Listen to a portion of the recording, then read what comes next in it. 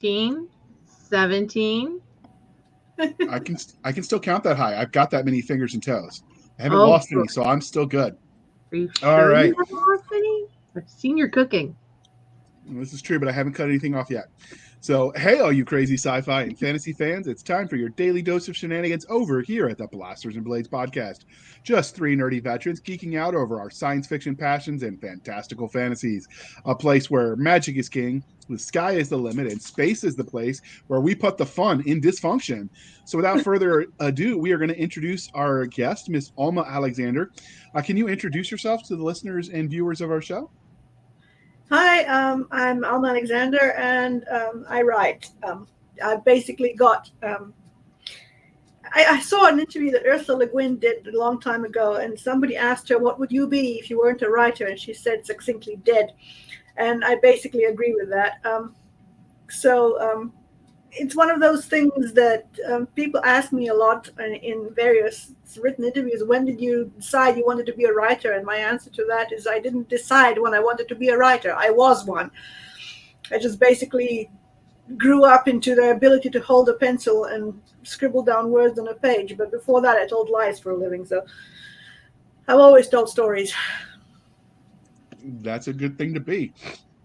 So, the next part of the introduction, dear listeners, how we first met them. So many of you know that I spent 2 years in the deserts of Mesopotamia playing with camels. I know Doc is rolling her eyes again, but I've never told anyone this. But my third tour, I went with a secret government agency seeking to overthrow an Illuminati cabal bent on global domination. I do believe that Doc might have been part of that cabal, but she will not confirm nor deny. I'm just saying, You really need to get your meds tested again. Her disappearance from the U.S. around that time, I'm just saying it was a little sketchy, but we had to protect the world from this Illuminati threat. So I met my supervisory agent, Miss Alma, at the base of the Tower of Babel, which, if you didn't know, is actually in Iraq. And she led me to meet our contact over at the Ziggurat of Ur, and together we were able to thwart this nefarious plot. And I'm just saying, coincidentally, Doc came back to the U.S. at that time. Luckily, Ishtar guided our hands, and we were able to do so with minimal casualties. So that is how Alma and I met. But what about you, Doc?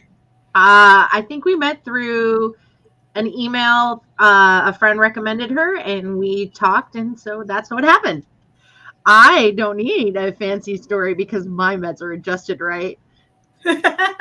Meds. Isn't that what the fireballs are for? Yes, I like fireballs. They're fun. Okay, so on to I'm the just saying, Alma probably doesn't want you working in her lab with those fireballs. You know what? It's all cool as long as you do it in the fume hood. That's what it's for. So, on to the religion question: Star Wars, Star Trek, or Firefly? Babylon 5. Nice choice. Okay, I like that one. That's sometimes on there. We mix them up. But when I read your bio with some of your history of what you've read, I thought we had to go back to the originals because that would be most appropriate for you. So, the now we go on to the fantasy ones: Game of Thrones, Lord of the Rings, or the Potterverse. Oh, that one's easy. Lord of the Rings. Lord of the Rings is really, it's hard to beat Lord of the Rings. Like, as much as Game of Thrones is, I think Potterverse is really like, if you're under the age of 20, or maybe it's 30 now, like Potterverse seems to be a big one. But I'm a Lord of the Rings one, so I get that. But as you know, we love both our fantasy and sci-fi here. Except for the fact of one ring to rule them all. I've got 10 in my hands right now, so good. See, then you can rule 10 planets. You're not. Have they been touched by Sauron? Have they been touched by Sauron? No, but I can make a case for other things. Okay. Okay, so what was your first love, sci-fi or fantasy? Fantasy, really, but science fiction was a kind of gateway drug to other things. And there are things that are very much on the cusp of stuff. I mean, when you start thinking about things like Pern or even Dune for that matter, it's like, is it science fiction or is it fantasy? It's science fiction because of the trappings, but the basic underlying political stuff is almost fantastical world building. So, it kind of blurs. Yeah. No. Space fantasy is a thing, but that were space They fantasy are like before. to pretend that there is a firm divide. It's like talking orthodox versus not orthodox to JR, but I'm just saying if it's got dragons, it's fantasy, Doc.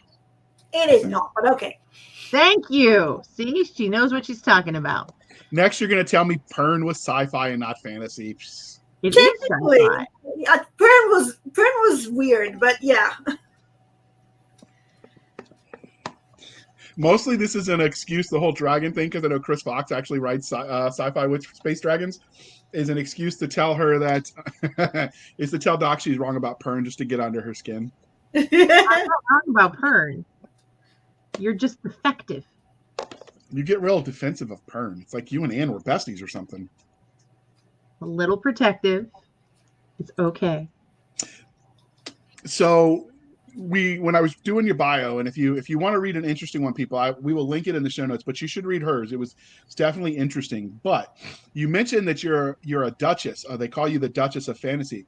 So is this like a title that your fans gave you just because they like Duchess? Is this a David Weber-esque fandom type title, or the SCA as Doc likes to refer, or are you legitimately a Duchess? Legitimately a Duchess. Back in a long time ago in a galaxy far, far away, in the medieval days of the country where I was born, there was a massive major medieval battle, and one of my ancestors acquitted himself with enough honor and ability that he was rewarded with a dukedom by the reigning king at the time. The dukedom has long since disappeared, but the coat of arms still exists, and I'm the lineal descendant, so I am the Duchess. That is awesome. Hence the hairpiece. I like it. Do you wear it to all official gatherings? Yes. I'd wear it all the time. What? I'm eating cereal? Let me wear my hairpiece. If I had hair. They are. You have to have hair still. I walk corridors at cons with a tiara, so yeah. All right. So now that I've got that rabbit trail out of the way, and Doc has done mocked me at least once, the show can officially start. So what is your first memory of engaging in speculative fiction? Was it reading a specific book, watching a television program, playing some sort of game in the space? Does Hans Christian Andersen count? I think so. I would say fantasy. Yeah, I can see that. I started doing mythology and fairy tales when I was 4 or 5. And things just escalated from that. No. I kind of segued into, a fairy tale. I just did a whole collection of something I called Fractured Fairy Tales, which is a collection of stories that have got fairy tale-ish roots, either retellings of or new stories that are fairy tales or something that has a fairy tale atmosphere around it. But basically, you grow up in those boots. You tend to walk 7 league miles as a matter of course, and I'm just kind of, part of my roots is fantasy and mythology and folktale, and this is just what I got thrown into at the deep end of when I learned to read, and I never really graduated away from it. And then once I started picking up actual books by actual authors who are writing spec fic as opposed to just pure fairy tale that was written before I existed, and it was a natural segue. I just went straight into that. Okay, so now I have an idea, Doc, for another fireside chat about what makes a fairy tale, and simply having been around for a while probably isn't good enough for the classification. No. All right, because if people are writing new ones like Miss Alma, then you would be a fairy tale then. Okay, so that's going to be something I'm going to put you on scheduling, Doc, because if you guys don't know, dear listener, Doc is now taking over the scheduling, so I can harass people and send requests for interviews and the like. But we're not here to talk about that, so just pencil that in your calendar, Doc, and if she forgets, dear listener, pester her relentlessly, as you do. So what is it about speculative fiction as a genre that you like? The ability to tell the most bitter truths by wrapping them into something that most people don't realize. It makes people understand things they don't want to know about. Okay. That's an answer that we get a lot, the endless possibilities, essentially. of the field. So how did your love of speculative fiction as a genre transition into you writing stories? That you've mentioned you've been telling stories since as long as you can remember, but what made you cross the divide for the first time and say, I'm going to sit down and I'm going to encapsulate it on paper for eternity? I wrote my first poem when I was 5. I wrote my first story when I was 6. I wrote my first novel when I was 11. Wow. I've never really, started writing. I just did it. There was a piece of paper and there was a pencil, and I just did it. It was just something that was. I've got a source that's inside of me that's always bubbling somewhere, and I just wrote it all down. That's just what I did. Okay. So many authors will let their own real life experiences influence the stories they tell. So are there any specific formidable moments that you feel like shape you as a storyteller? The fact that I lived everywhere and anywhere, and at once it was a question of having the deepest root of all by not forgetting where I actually came from. But there's also the collateral damage of never being in one place long enough to put down proper roots to begin with. So I learned how to root shallowly in places where I lived so that I wouldn't hurt myself by pulling myself up when I went off again, which happened with depressing regularity. We moved a lot when I was a kid. So that kind of restlessness or rootlessness coupled with a very deep sense of self is something that finds its way into my characters. Okay. So that's a good motivator, that the vagabond spirit, as they say. I don't think they call it the vagabond spirit, but that's okay, JR. I do. And I'm people, so I count. No, you could say nomadic too. You're a person. Okay. Maybe I have multiple personalities. You don't know. Oh, I think by now I've met them all. So transitioning from some of the writing and into things from a fan angle, have you had any cool fan art submitted to you yet? Yeah, there was a person I don't even know who just happened to be on DeviantArt somewhere, and I got an image. I wrote a novel called The Secrets of Jin Shay, which involved 9 protagonists. And if ever you feel the urge to write a novel with 9 protagonists, go and lie down until the urge goes away.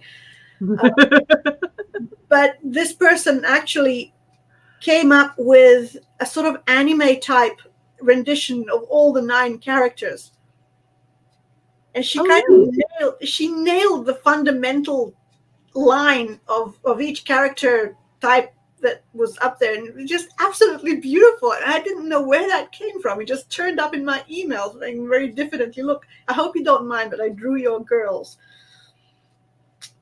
That is awesome, and that's wonderful. Do you still have that picture? Oh, yeah. Are you allowed to share it? Possibly, but I don't know how. It's on my computer. I'd have to look for it. The reason I ask is because it sounds so awesome. If people signed up for your newsletter, would you be able to share it at some point in the near future? Yeah. Okay, we'll do that. So we will link not just to her social medias. I will find a direct link if you want to sign up for her newsletter, dear listener, and you can see all the things because I'm going to sign up too. So you can join JR on the newsletter bandwagon, but has anybody asked for your autograph? Yeah, quite a few people. I do a lot of book signings, so people tend to ask me for signing books and what have you. But there was one time that I, again, speaking of the sort of same book, I don't mean to, but it sort of turns out that way. I did a book signing for Secrets of Jin Shay, and it's a story that's inspired by Imperial China. And there was one woman who came up when I did a book signing, a white woman, sort of 30-ish or late 30s maybe, not old, not young. But she came up and she asked me to sign the book to her daughter. And I said, sure, what's her name? And she gave me a Chinese name. And I looked up and said, oh, and she said, oh, no, she's adopted. And so I signed the book to her daughter under her Chinese name, and she said, thank you so much, I'll keep this for her until she's ready for it, when she's old enough to read it. And I kind of went, wait, how old is she now? She said 4.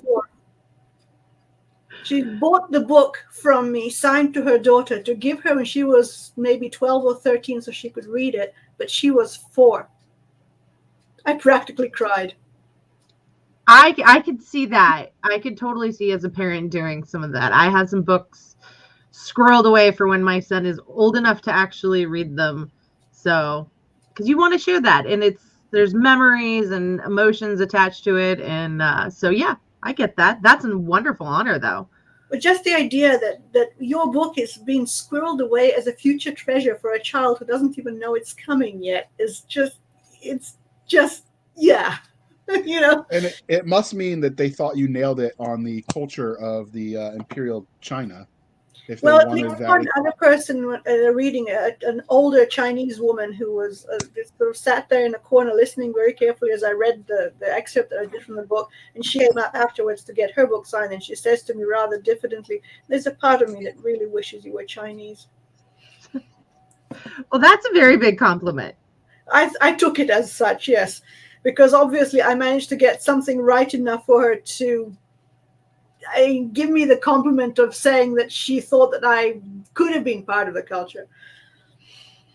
So that's huge. So, have you ever spotted someone reading one of your books out in the wild? Yeah, on the way to a con that I happened to, that particular time, I happened to have been gone as a guest of honor at. And there was a person who was sitting in the hotel foyer when I came in to register for the con who was reading my book, and I'm kind of going, That's awesome. So, can you tell us a funny or weirdest fan interaction? I think you just told us probably one of the most touching ones ever. Well, there was one time I was traveling somewhere and I was in a plane and I got talking with somebody who was sitting next to me or behind me or beside me or somewhere. And I just got talking to this woman. What do you do? I write. Okay. Gave her a bookmark. We touched lives and we went away again. About 1.5 years later, I get an email.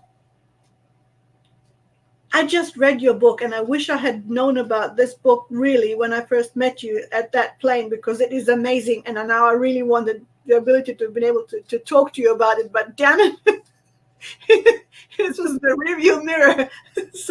But it was actually unexpected and completely out of the blue to get an email from someone you met more than 1 year ago who not only remembered who you were, but had actually gone and got the book that was on the bookmark, had read it, and then taken the trouble to actually ferret out the right address and to email you to tell you about it.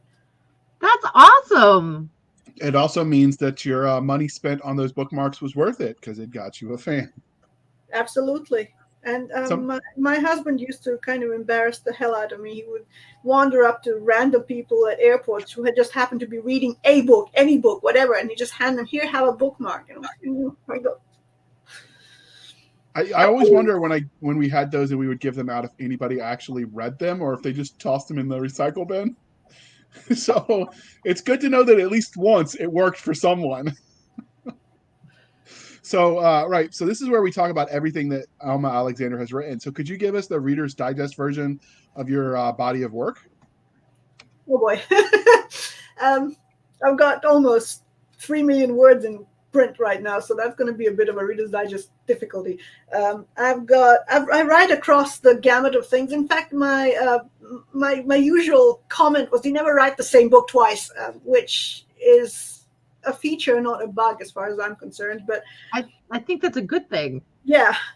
But I've written epic fantasy or high fantasy that's like pure secondary world stuff.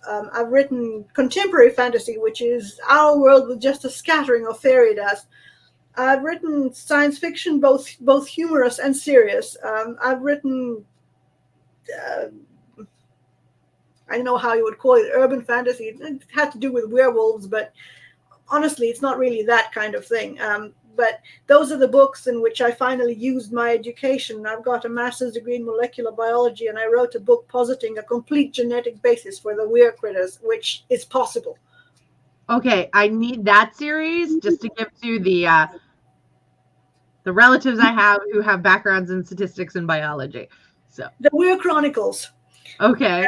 They're out in omnibus edition right now, so you can get all 3 books in one fell swoop. Wonderful. So you can pick it All up. I'm just saying was when I was in college, the professors wept with joy when I finished them required minimum class for them, and I never had to come back into their lab. I actually wrote my epic fantasy, secondary world fantasy, while I was in the lab waiting for experiments to cook, and I fondly assumed that my professor didn't know. He did. He didn't mind, but it was just... Incidentally, he wrote me a foreword for the Weir book. Oh, wonderful. My master's degree supervisor, he wrote me a foreword for the book and basically said the science is as good as it gets. That's awesome. So now I'm gonna have to check it out. Is it in audio as well? The Weir Chronicles, no. I haven't got around to getting those in audio yet, but the ebook and paperback right now. All right, I'm gonna have to dust off my Kindle. That sounds interesting. I probably will not understand any of the science people, but No, I'm out. gonna get so many questions from JR. All right. So was that everything? I know I interrupted you a little bit because we got intrigued by the Weir Chronicles. I've also got a bunch of short story collections of various sorts. We already mentioned the fairy tale one, which is the most recent one. But before that, I had a book that is called Untranslatable, which basically is on the provenance of the fact that in some languages there is a single word that in English needs a sentence or a paragraph to explain, because it's just the kind of concept that English minds don't wrap themselves around. So I basically put together a collection of stories that linked to these words, and I don't know how to explain it, but explain these words in terms of fiction. And every story has the word behind the story and then the story behind the word kind of commentary at the back of it.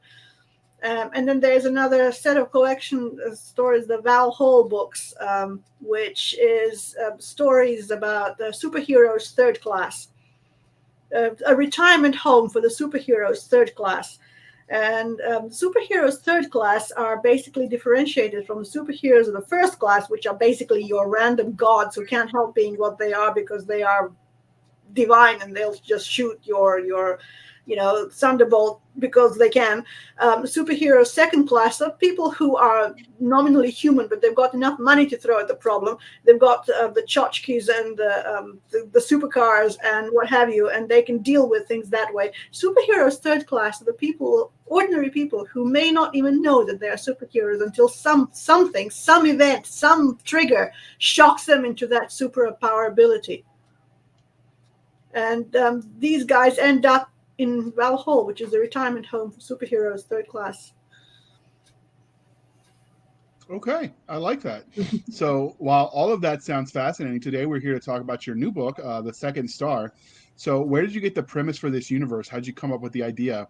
Was it psychedelics, a Ouija board, overindulging in chocolate cherries?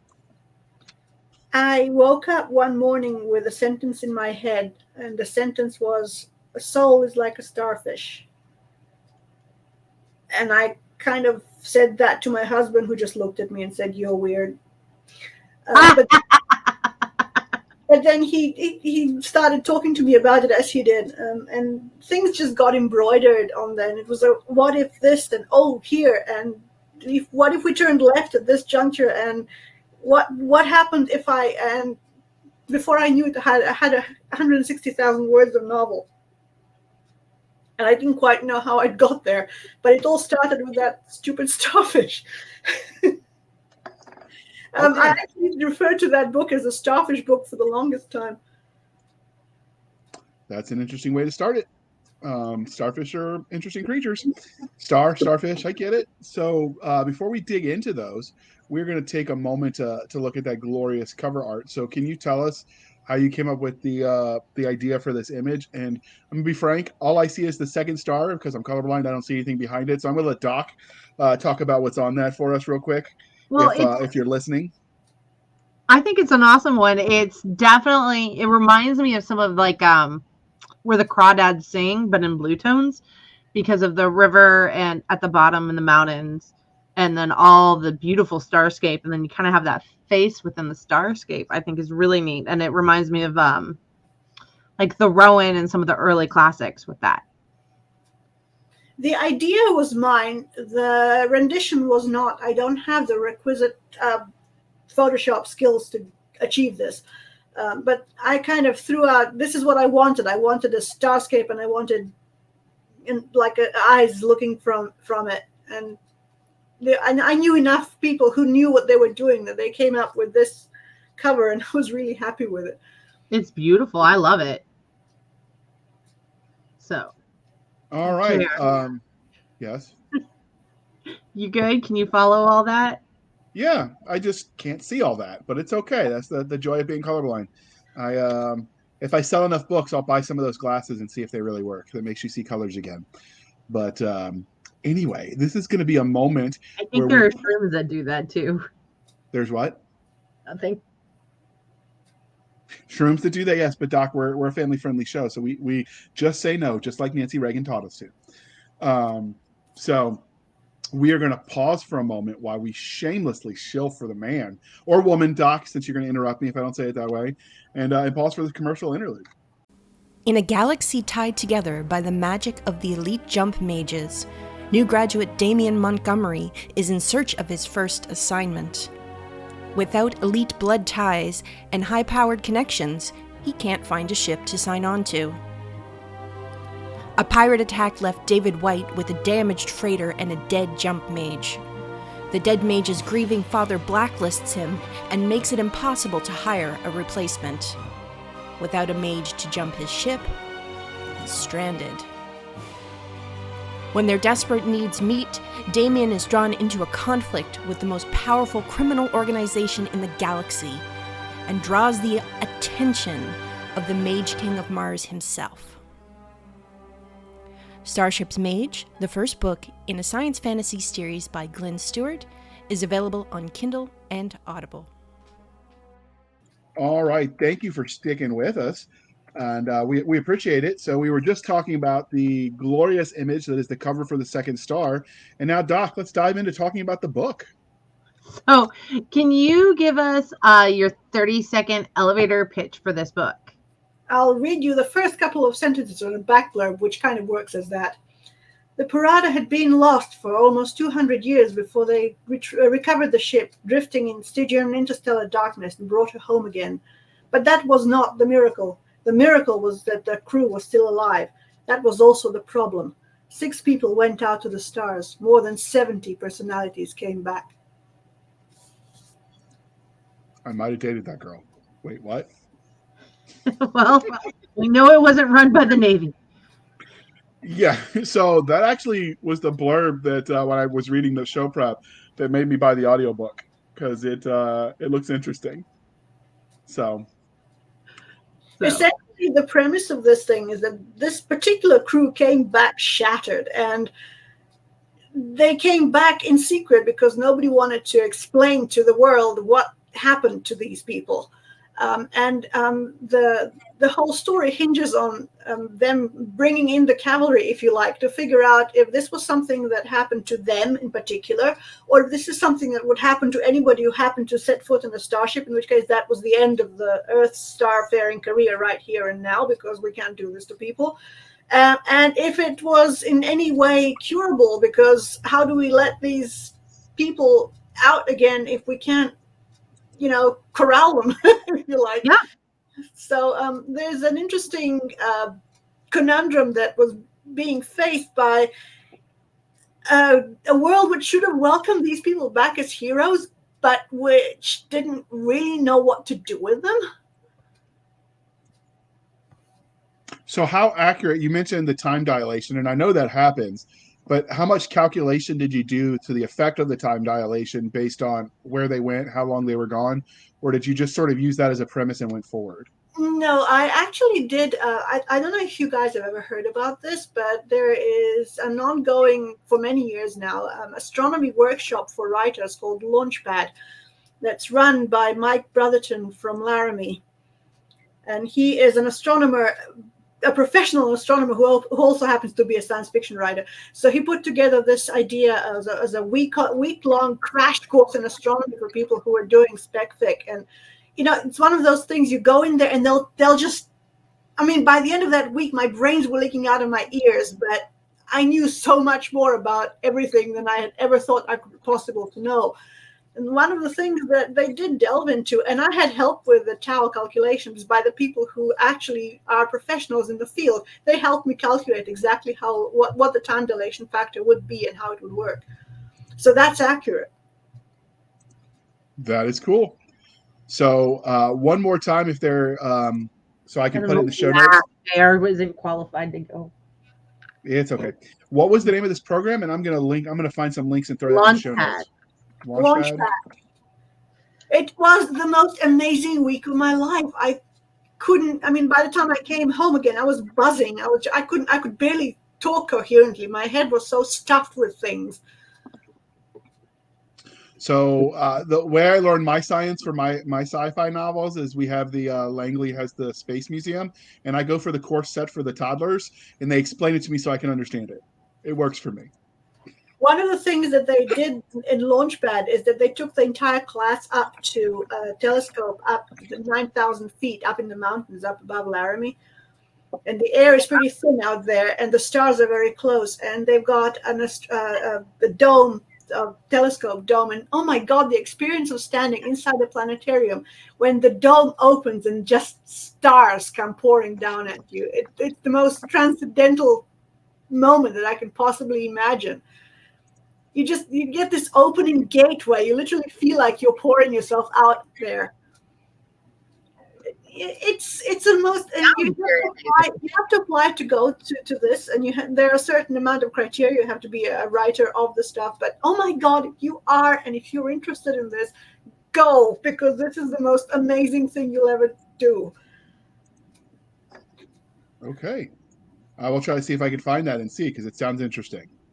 JR, I'll tutor you for all the prereqs and everything if you go, but that they do let other people go, so you'd have to be somewhat social. No, I don't talk to people. I'm anti-people. All right, Doc, keep this show moving. But making fun of you is part of the show. This is true. This is true.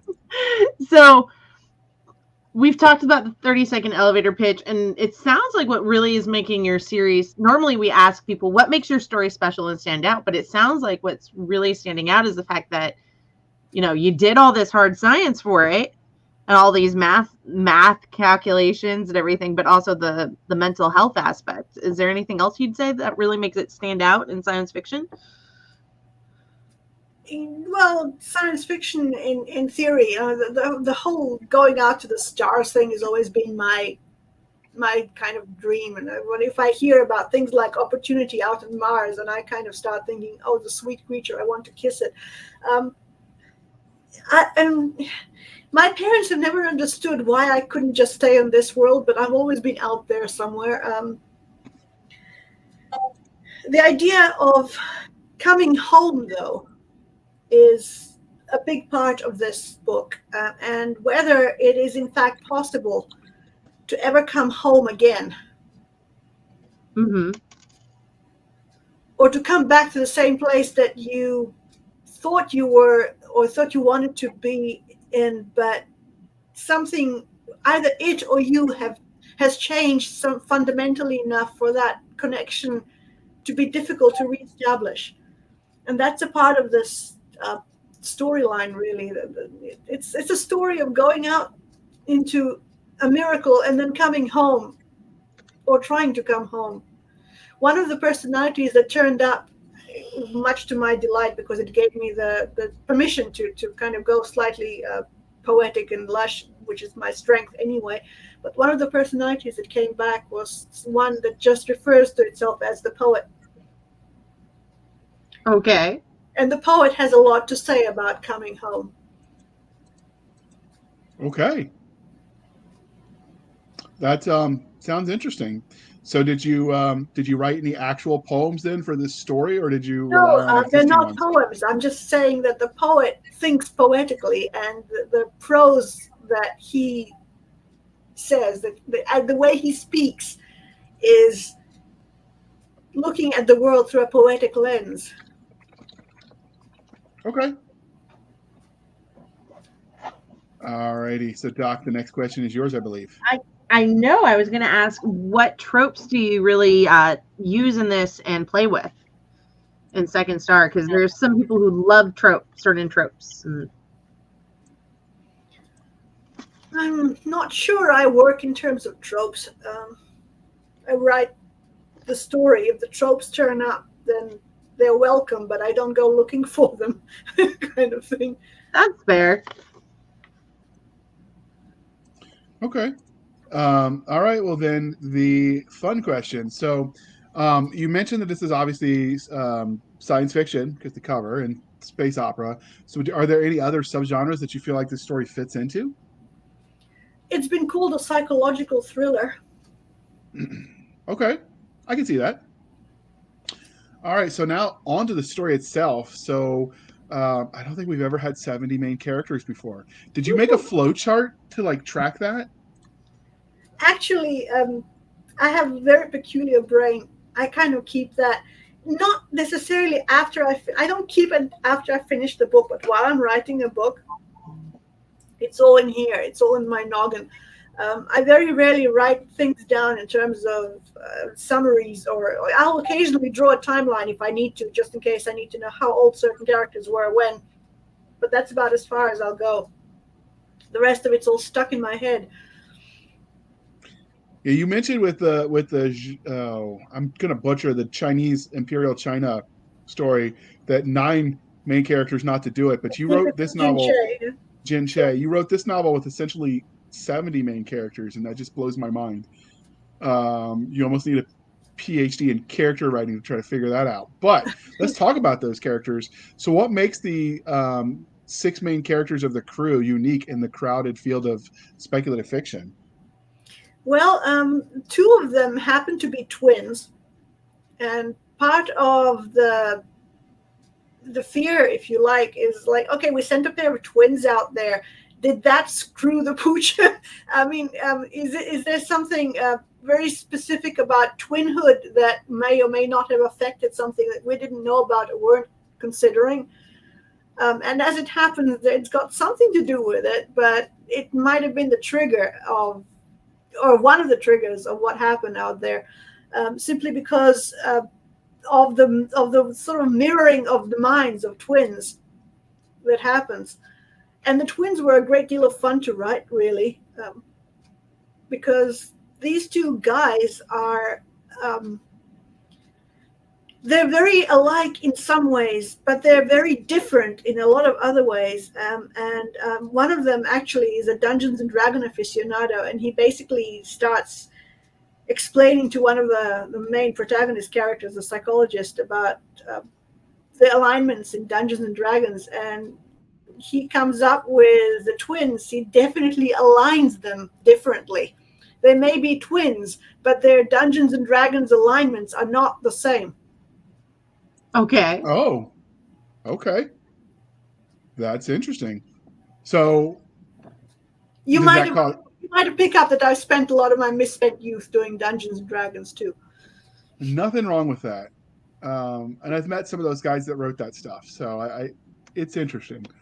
So does that cause conflict with the twins then? Are the alignments such that they're polar opposites? No, like I said, they're alike in a lot of ways, and it's very subtle. It's a kind of a sideways slide. One of them just happens to be more open to doing things for the general good, where the other one is far more selfish and is essentially doing things so that his own well-being comes first. There's just a subtle slide, sort of sideways slide between the way that they will think about things and the reasons behind which they will do things. Okay. That's intriguing. Now I've gotten even more reason to dive into the audiobook I just bought. So we've talked a little bit about your main characters. Were there any secondary characters that you created that were especially memorable to you? Part of the fractured personalities sort of setup is that every single one of those 6 people has a child personality. And these child personalities form what they call a children's collective. And in one sense, they are the ones that understand most profoundly what is happening. But they are children, and they don't have the vocabulary, the context to explain. Okay. So in a way that they're the central kind of, they're the central split. They're the things that are the kernel of the whole personality is those children, and they know exactly what is going on. Okay. So the are there any obvious bad guys that the characters have to deal with in this story without any spoilers? I like gray villains who are not necessarily just bad guys with a capital letter, but basically who do wrong things for the right reasons. And Martin Peck, who is the sort of military, I don't know, top command officer in charge of this thing, who does things by the book in one sense. And he can be one of those people who are, quote, just following orders, and is willing to follow orders to places where most people would not be. But every now and again, he pulls back and he looks at things, and he is not happy with where the orders are leading him. And he's an interesting, fractured character by himself, in one sense. He's trying to correlate the two halves of his own personality, to try and be a human being and try to be a military officer, a career military officer at the same time, and try to balance out what he needs to do or what he needs to think and believe in order to make those two things make it a coherent single human being. Now, is he part of the crew that went missing, or is he like? He's part of the establishment, if you like. He's the head honcho in charge of the establishment, who is overseeing the entire compound where these 6 have been incarcerated, and while it is being decided what to do with them. And he gets into a lot of conflict with my psychologist, who basically screams at him that they are not experiments, they are not petri dishes full of interesting microbiological specimens, they are people. Yes. So do you actually see them when they're in space as far as like the trip, or is this all post FTL flight and we just deal with it once they're back? Yeah, this is a fallout, really. I mean, you get a little bit of flashback and what was going on, and then some explanations about what they saw and what they thought happened, but the gist of the action is here back on Terra Firma when they came back. So do you plan on writing a novel to tell the story of them in space? No, but I may or may not write the rest of the story.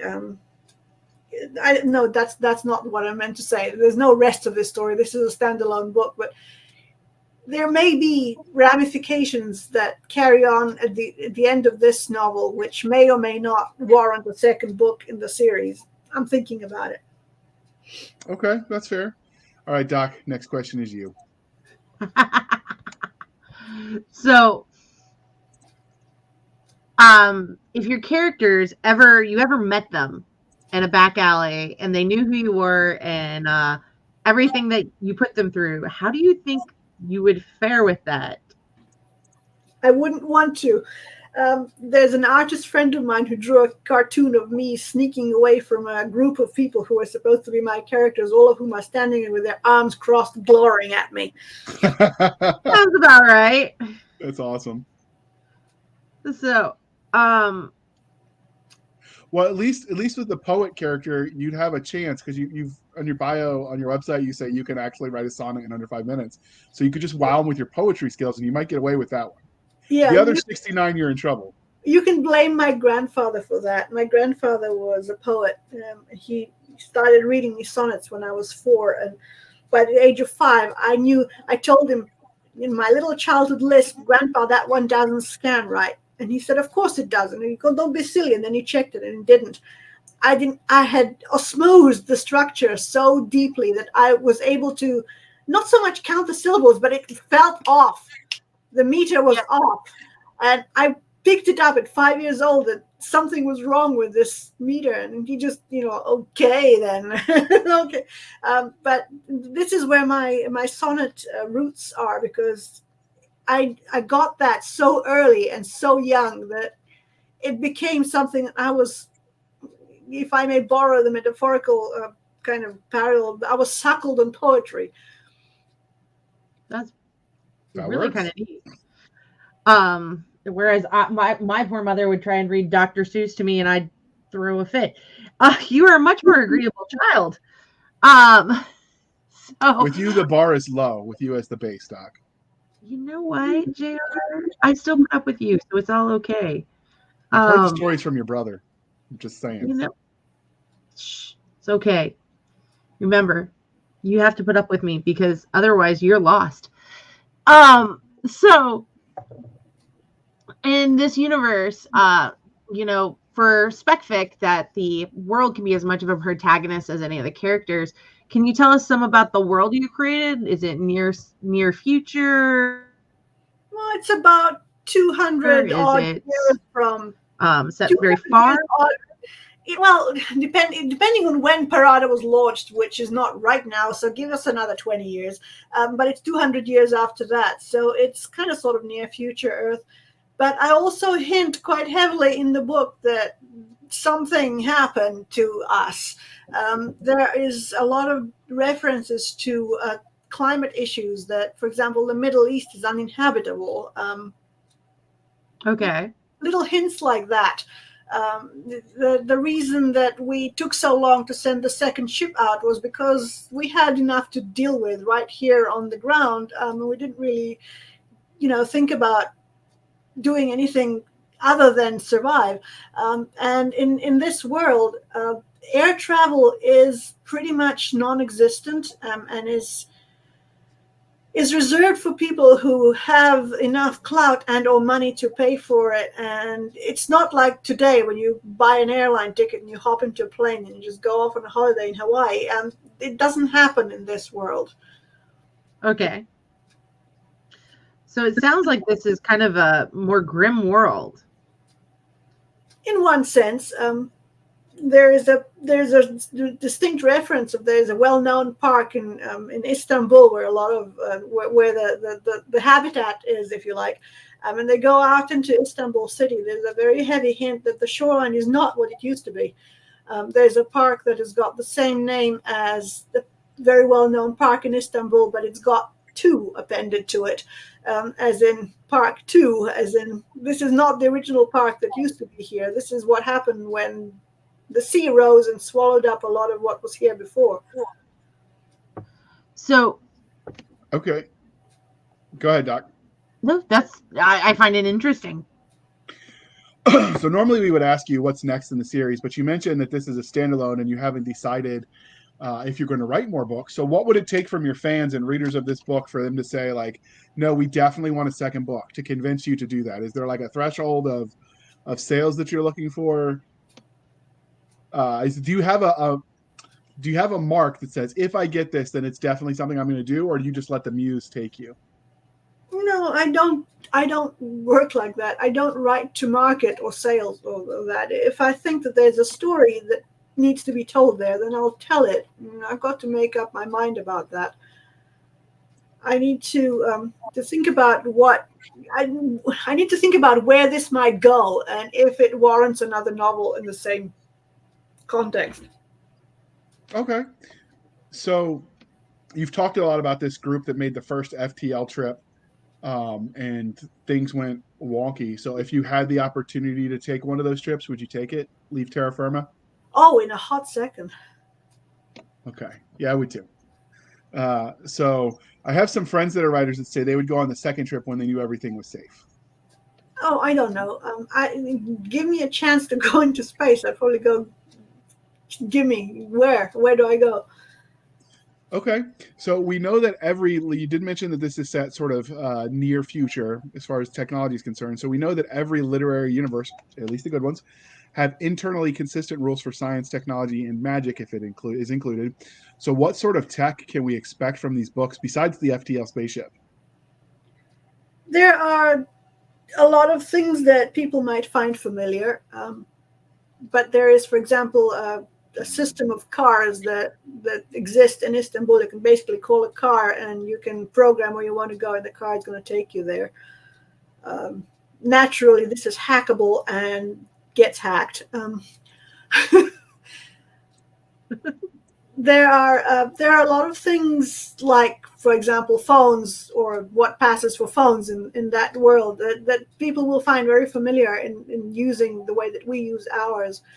But again, there's a certain hinting in that we might have been further along or might have had more flashy technology if we hadn't gone through a period of stepping back, trying to figure things out, trying to survive whatever was going on at the time. We were too busy. We had our hands full trying to keep our lives afloat, as opposed to inventing really cool, flashy tech. Okay. So do you think you'll ever go backwards in time in this universe and write the cataclysmic event, whatever that might have been? Or are you satisfied that you've explained it enough in the story? I don't think I'm going to go backwards. There are strong hints in this book about what happened, but I didn't. I mean, there's a particular conversation that happened at one point where they're referencing things like, quote, in history, as opposed to. I mean, these guys have come back after 200 years, and for them, 200 years have never happened. So our history of those 200 years is something that they have to learn as a brand new thing. It's something that never happened to them. And there's a conversation between two people who were part of this world while those guys were gallivanting the stars, and they kind of reference historical events. And it's a mixture of things that you, me, and the rest of the readers out there will recognize it as our historical events. But then there are things that are in there which are referenced as historical events which haven't happened yet. Okay. So you had to have obviously invented some tech, because we have FTLs in this universe. Is there anything that you have invented that you want for daily use? Well, first of all, it's not strictly speaking FTL. It's close to speed of light. Speed of light. The whole problem here is that their ship was calibrated for a certain percentage of the speed of light, but it malfunctioned and went faster and got closer to the speed of light than they anticipated, which is why time dilation was a factor. But they never actually crossed the speed of light as such. It's not really FTL as such. But in terms of actual tech, I actually had a great deal of fun with one of the characters who was a sort of, if you like, fixer, who sort of runs around dealing with things that other people need and gets them done. But he lives in a very throwback kind of lodging where everything is very traditional until the moment where he waves his hand in front of a wall and the wall disintegrates and there's this massive computer console that he needs to do his work on.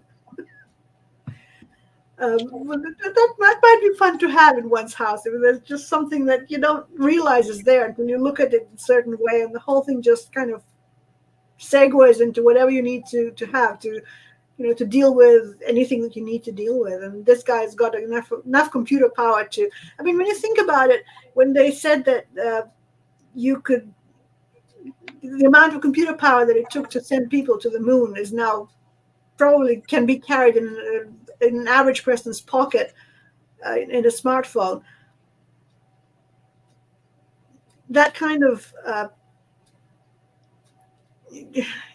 way that the technology was going to grow out of itself and into itself and change and become something else again. Our smartphones and our technology right now is probably going to segue into something like quantum computing at some point. I don't know what that's going to do in terms of the size of the things that are necessary to achieve the same results as we are that we are kind of used to now. So if you had that massive computer capability for your daily use, how would you abuse it? Probably send people pictures of cats. Some things will never change. Cat memes will be eternal. That is what the internet is really for, cats. Or at least pet pictures. Pet pictures. All right, Doc. It's on you. Put the yarn down. Don't stab anything anymore. I like stabbing things. It's all okay. So, did you create any aliens for your universe? Oh yeah, a great. I'm not going to say anything because it's going to be a massive spoiler, but there is an alien in there who has has his fingers in a lot of these pies, and who didn't necessarily mean to cause all this ruckus, but he's kind of feeling very apologetic about it.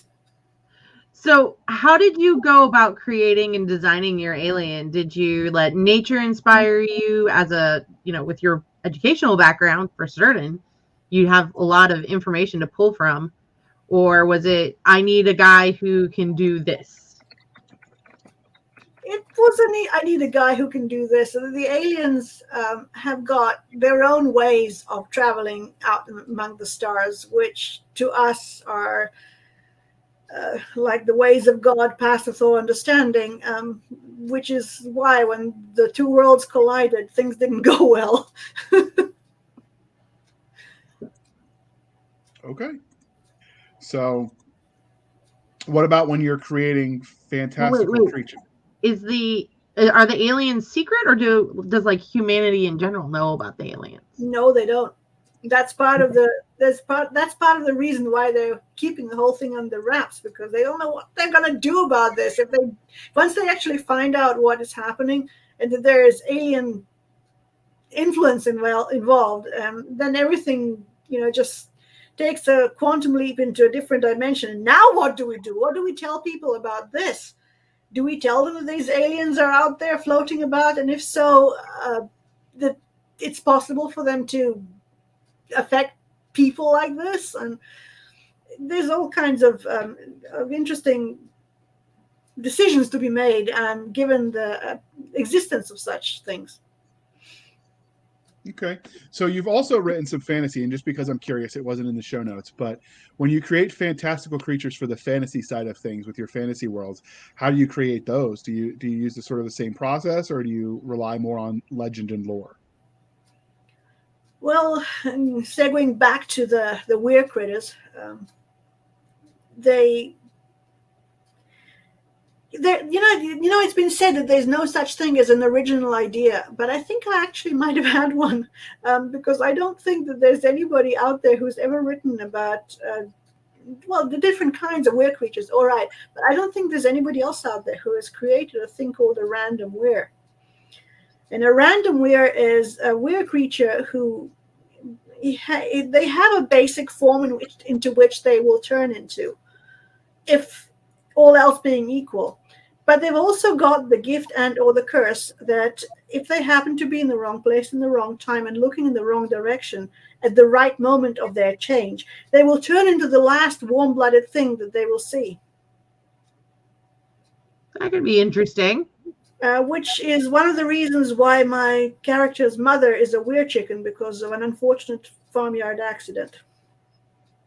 Oh my God. That would goodness. be a horrible thing to turn into. Well, their father is a weird cat, which is difficult. If they both turn into their weird creatures at the same time in the full moon, you've got a cat and a chicken, it's not going to end well. So there's all kinds of things that need to happen there. But one of the problems that happens in these books is that the son of the family happens to be the oldest unturned weir of his generation, and everybody knows that, and he's very upset and moody and generally older teenager temperamental about this. But he the way that the randoms do this is that they will lock the person who's supposed to turn at a certain age with the creature that they wanted to turn into as their basic form. So they were looking at that creature when they turn. So that becomes the form that they keep as a sort of basic, as a baseline, if you like. And this particular guy he eventually ended up being locked up with a weasel for quite a while because he wanted to turn into a wereweasel. But nothing was happening, and nothing was happening, and nothing was happening. And he finally took matters into his own hands and decided to just get on with other things. And well, the lichens in my world are very special. They're kind of the next thing to villains, but they're not really. But the thing is, they also have sort of nefarious things happening in the background. They are doing experiments with crossbreeding of weirds and see how that works in terms of what happens with the changes. And so in order to get into it or get behind it or to find out what is going on, he arranges to turn into a wolf. So he can be the inside man, if you like. Interesting. But he turns into the wolf at the time that he's sitting there while he's trying to figure out the weasel thing. So when they find out when they see that there's a wolf in there instead of the weasel, and they said, well, what happened to the weasel? And somebody looks at the bloody smear in the wall, and I think we know what happened to the weasel. So now I'm going to have her back to talk about this series because now I'm intrigued. But we originally... Doc, this is all your fault. I don't know how yet, but give me 5 minutes and I'll figure it out. So before we let you go, because I'll look cover, Doc. Hold on, I'm gonna put that on the big screen. Give me just a second. All right, that looks intriguing. I like the cover. So are you looking, Doc? Put the needles down. Stop stabbing me. I will stab you. I like the cover. It's a neat cover. It is. So was there anything about the second star that we didn't ask you before we wrap this up that you want to tell us about? Yeah, last year it ended up as the finalist for the Imagine Award, which is one thing. Congratulations. But it also ended up as the finalist for the Washington State Book Award.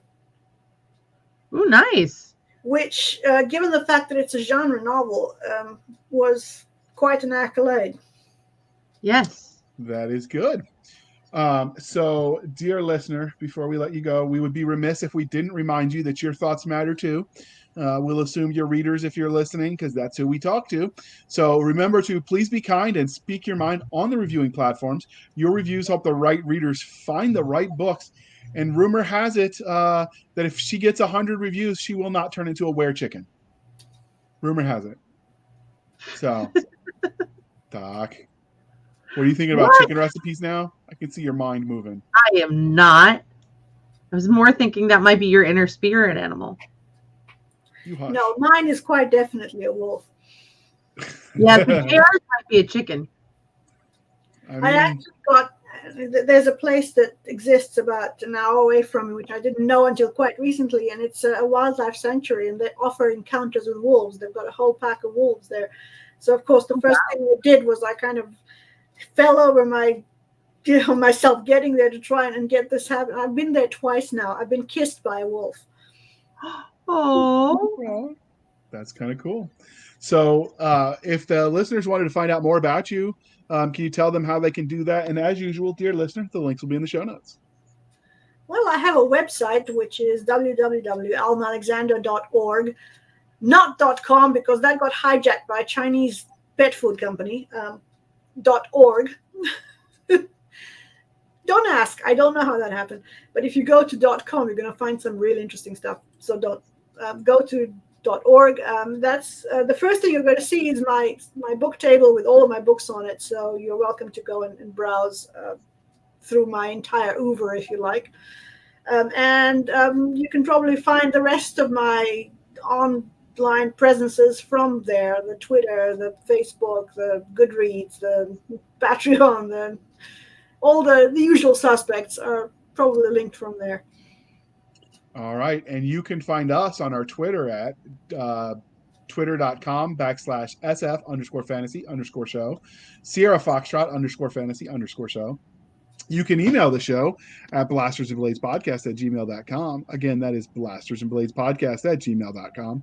You can join us over on the Facebook where all the shenanigans happen, which is facebook.com/groups/Blasters and Blades Podcast. Again, facebook.com/groups/Blasters and Blades Podcast, where you can join all the conversations, talk to us about various podcasts that we've done, suggest new ones, do all the things over there.